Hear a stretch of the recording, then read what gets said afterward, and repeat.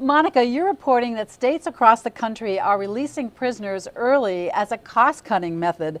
On the face of it, it seems a little extreme. How widespread is this?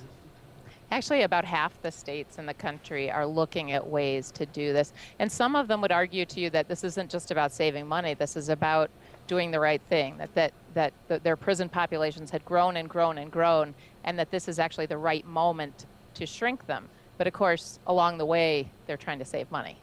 And what kind of reaction has there been? Well, there's been mixed reaction, but in some states there's been pretty intense opposition to it. A few places have had something happen where a particular prisoner has gotten out and people are upset about that. Other places there have been lawsuits. There, even in Michigan, there are prosecutors who are filing suit to try to stop some of these people from being released. So you find the local prosecutors filing suit against, essentially the state.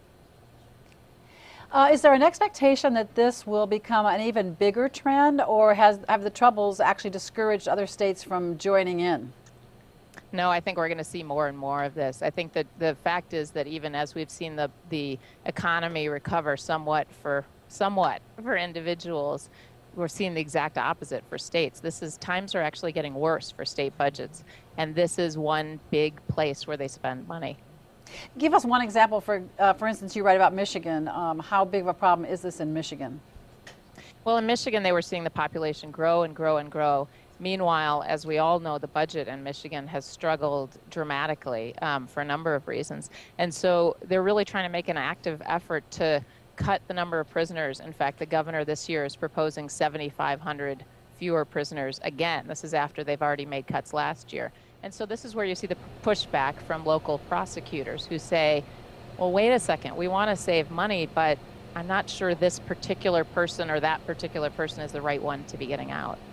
One last question for you, Monica. Just give us a sense of how serious the overcrowding is in these prisons.